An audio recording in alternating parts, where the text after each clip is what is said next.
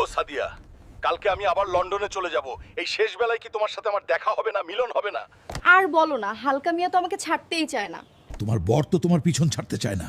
ঠিক আছে, আমি ওকে ঘন্টা 2-এর জন্য বাইরে পাঠিয়ে দিচ্ছি, তুমি তাড়াতাড়ি চলে এসো। আর শোনো, সাথে করে ওইটা নিয়ে আসবে।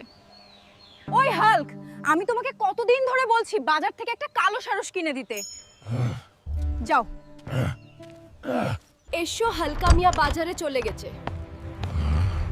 আজকে আমি তোমাকে চাঁদে নিয়ে চলে যাব সুন্দরী। ও না, আমি প্রায় বাজার পৌঁছে গেছি, আর আমি বাড়ি থেকে টাকা আনতে ভুলে গেছি। আমি বাড়ি থেকে টাকা নিয়ে আসব। এসব কি?